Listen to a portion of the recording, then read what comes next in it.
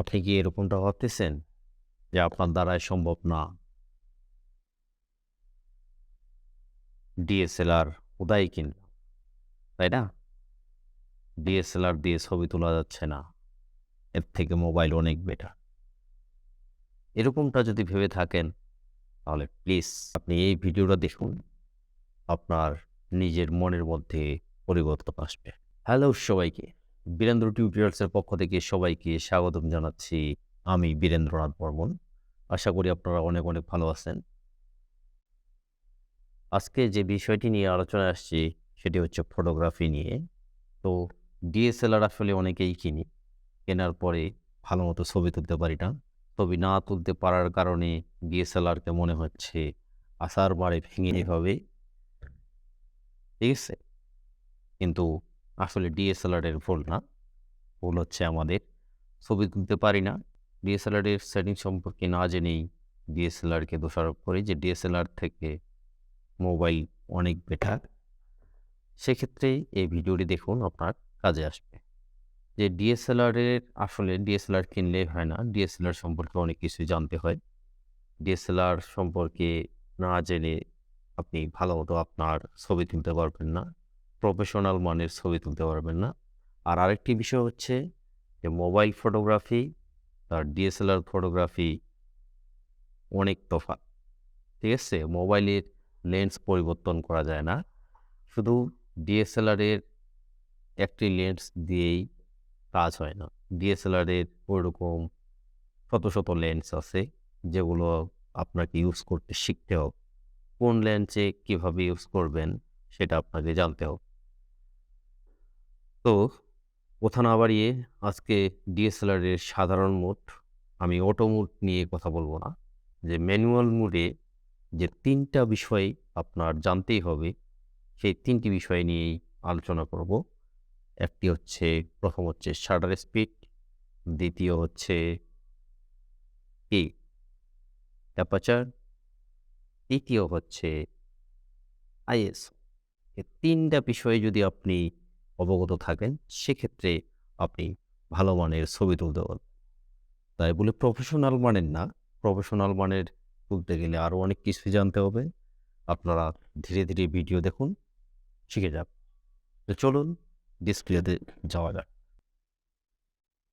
এখানে দেখবেন যে ক্যামেরার প্রথমে ডায়াল মোড যে আছে, ডায়াল মোডে দেখবেন যে এখানে এম মানে ম্যানুয়াল মোড। ম্যানুয়াল মোডে আপনি শাটার স্পিড, অ্যাপারচার, আইএসও এই তিনটে জিনিস আপনি যদি চেঞ্জ করতে শিখেন সেক্ষেত্রে আপনি একজন বেটার ফটোগ্রাফার হতে পারবেন। তো চলেন ডিটেলসে জেনে নিই। ম্যানুয়াল মোডে আসার পরে আপনাকে খেয়াল রাখতে হবে শাটার স্পিড। শাটার স্পিডটা হচ্ছে কি, যে স্পিড, ছবি তোলার স্পিড, ঠিক আছে? তারপরে কি অ্যাপারচার। অ্যাপারচার হচ্ছে যে কতটুকু আপনি ফোকাসে রাখতে যাচ্ছেন, সেটা হচ্ছে অ্যাপারচার। আইএসও হচ্ছে লাইটিং, ঠিক আছে? এই তিনটা বিষয়ে আপনার ছবিতে প্রভাব ফেলে আপনার ছবিটি বেটার হবে না খারাপ হবে, ঠিক আছে? তো এই তিনটা বিষয় যদি আপনি খেয়াল রাখেন সবসময়, সেক্ষেত্রে আপনার বেটার ছবি আসবে। আপনি যদি লেন্স 50mm ইউজ করেন সেক্ষেত্রে আপনি এখানে চোখ বুঝেই এখানে 1/100 ইউজ করবেন। অলওয়েজ 1/100 ইউজ করবেন, আপনি বেটার ছবি তুলতে পারবেন। এখন আসি, যদি আপনি কম ইউজ করেন সেক্ষেত্রে হয় কি, যদি হাত শেক করে অথবা কোনো কিছু মুভ করে সেক্ষেত্রে আপনার ছবি ভালো হবে না, ব্লার অথবা শেকি হবে।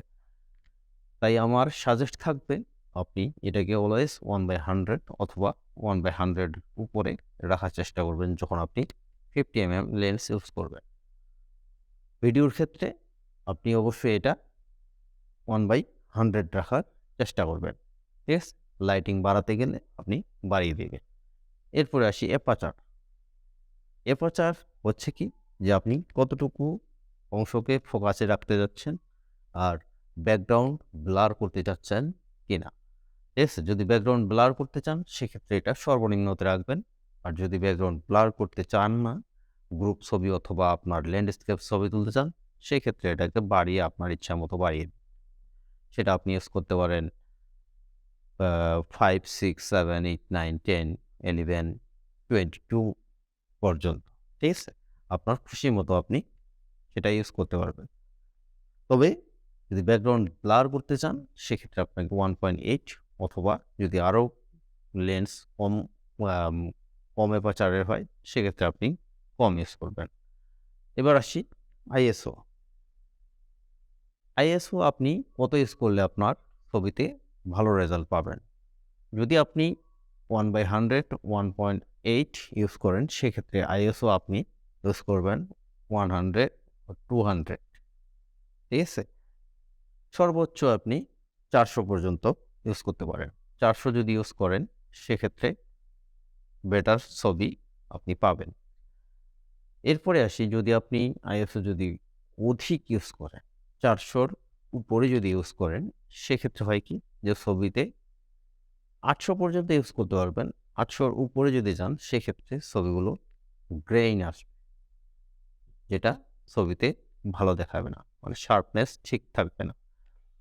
এই কারণেই আপনি এটাকে 100, 200, 400 পর্যন্ত ইউজ করবেন। কিন্তু যখন আপনি যদি এই এফ এর মান মানে অ্যাপারচার যদি আপনি বাড়িয়ে দেন সেক্ষেত্রে আপনি এখানে 800, 1600 ইউজ করতে পারবেন। ঠিক আছে? তাহলে এই 3টা জিনিস আপনি মাথায় রাখলেই আপনার ছবিতে ভালো রেজাল্ট আসবে। তবে যদি আপনি লাইট ইউজ না করেন, যেমন স্পিড লাইট অথবা আপনি যদি ফোকাস লাইট অথবা আমব্রেলা সেটআপ যদি ইউজ না করেন সেক্ষেত্রে আপনি যদি সরাসরি ভিউ ফাইন্ডার দিয়ে না দেখে ডিসপ্লেতে দেখেন, মানে বোঝাতে চাচ্ছি যে আপনি যদি ডিসপ্লেতে এভাবে দেখার পরে যদি আপনি ছবি তুলেন, ঠিক আছে? ডিসপ্লেতে এভাবে দেখার পরে ছবি তুলতে গেলে আপনাকে করতে হবে কি যে এখানে আইএসওটা আপনি অটো রাখলে হয় কি যে আপনি বুঝতে পারবেন যে কত পর্যন্ত আসছে। সাপোজ আমি এটা যদি একটা ছবি তুলি, দেখেন ছবিটা তোলার পরে এখানে দেখবেন যে আইএসও 400। ঠিক আছে? আপনি এখানে বুঝতে পারবেন যে আমার এটাতে 400 ইউজ করলে আমি বেটার রেজাল্ট পাবো। ঠিক আছে? তেমনি আপনি যদি এখানে আপনার দেখাই অটো মোড ডায়াল করবেন। এখানে ডায়াল মোড অটোতে এসে আপনি যদি ছবি তুলেন, এখানে আমি এই যে দেখতেছেন এভাবে ভিউ ফাইন্ডারে না দেখে ডিসপ্লেতে যদি দেখেন, আমি এভাবে এখানে আমি যদি তুলি এটা দেখেন, এখানে কিন্তু 1/60 থেকে শুরু করে ছবি কিন্তু আমার বেটার রেজাল্ট আসতেছে না। ঠিক আছে? আমি দেখি এখানে 1/100, 2.8 আইএসও 3200 ইউজ করছে। ঠিক আছে? আর এক্ষেত্রে দেখেন যে ছবিগুলো আমার গ্রেইনি ভাব চলে আসছে। তো বেটার রেজাল্টের জন্য আপনি করবেন কি যে এখানে 1/100 যদি এখানে অ্যাপারচার 2.8 ইউজ করতে চান, এখানে আপনি 1600 অথবা 800 ইউজ করবেন। সেটা নির্ভর করে আপনার প্রোডাক্টের উপর অথবা লোক সমাগমের উপর। ধন্যবাদ। ভিডিওটি ভালো লেগে থাকলে প্লিজ সাবস্ক্রাইব মাই চ্যানেল আর পাশে থাকা বেল আইকনটি প্রেস করে দিন, যাতে করে নতুন ভিডিও আপলোড হওয়ার সাথে সাথেই নোটিফিকেশন পেয়ে থাকেন।